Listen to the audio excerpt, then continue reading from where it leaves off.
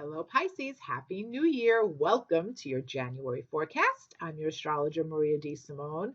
Let's get started because January holds so much gold, but you are going to have to be mining for that gold very, very strategically. You may not see it initially. You may actually feel a little deflated as January begins. Why? Well, the planet Venus is retrograde and went retrograde on December 19th in your 11th house. And this is the area of your chart connected to your hopes, your greatest wishes, and aspirations. And there is some kind of course correction happening here. And you're walking into January feeling like you are not interested in pursuing a wish that you thought you wanted so bad. Suddenly, it doesn't seem like all that in a bag of chips. And you also may be very much reevaluating what it is that you want to hope for. What are your aspirations? Do they make sense? Are they realistic? That's what you're thinking as January begins. It's really sober, and I think that's because Venus is retrograde in Capricorn, which is one of the most practical, sober signs you can have. And so there is this reality check happening for you in that area, this revision concerning your hopes and your wishes. But this is also your social house. And so your social life is under review during January. It's like under construction, actually. Now, one of your friends might literally be under construction as January begins. And it's possible that this is being reflected in your world through a friend, your relationship with a friend, where one of your pals is going through some kind of deep transformation and you're just holding space for him or her during that process. Another possibility is that you are kind of figuring out the balance of power in your friendships in general. Is there reciprocity? Are you giving more than you're getting? Are you getting more than you're giving? And so that is another big theme while Venus is retrograde here in your 11th house. There is a new moon on January 2nd that falls in your 11th house, and that sets the stage for brand new opportunities in your social world.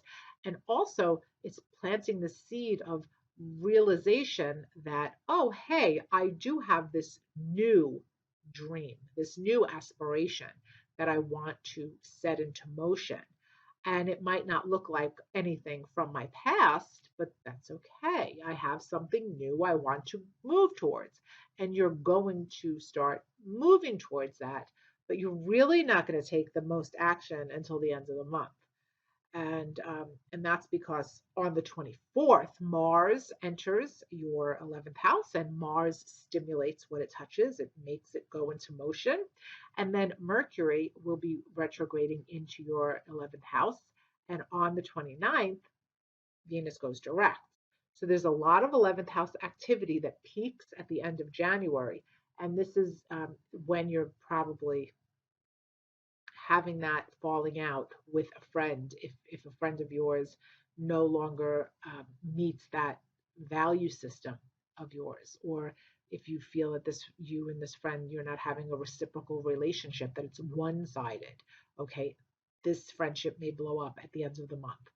It's also when you're realizing that, oh, okay, my decisions about how to pursue my greatest hopes now that I have reevaluated them, my decisions on how to pursue them needs a little tweaking now. So you're going to realize that.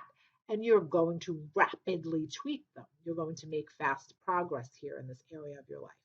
Now, before Mercury even goes retrograde into your 11th house, Mercury will originally retrograde on the 14th in your hidden 12th house. And so from the 14th until the 25th, you're kind of confused about your thoughts and your decisions, and you're second guessing yourself. So just give yourself a little hug and be gentle with your mind at that time period, because I feel like you're not really trusting your judgment and you're second guessing yourself, and you're allowing the voices of other people into your head a little bit more than maybe you should. So recognize that. And if you're feeling mentally overwhelmed, just check out, take a time out and get that noise out of your head in whatever way you need to for yourself. So then on the 17th, there is a full moon in Cancer that lands in your fifth house. If you're dating someone and it's really going nowhere, this is a breakup energy. This is probably when you decide to part ways. But if you're dating someone and feelings are happening and you're feeling like, wow, there is an actual emotional connection here, it's possible that you're exchanging those I love yous for the first time, that you're just feeling very fulfilled in this romance. And it's also possible that there is baby news for some of you with a full moon in the fifth house. This is a full moon in Cancer, so it's a very fertile full moon. And if you are thinking about having a baby, you might just be ready to go for it at this time. If you have children already, there may be emotional news around one of your children. I don't think it's bad news. I think it's just something that might make you a little teary eyed. Maybe it's tears of joy, or maybe it's just, about your attachment to your child and your child perhaps not needing you as much, even if the child is 2 or 3, all of a sudden you realize, wow, this kid's doing this for himself or herself. Okay, so apply that how it fits as you're in your parenting world. Now, the planet Uranus goes direct on the 18th.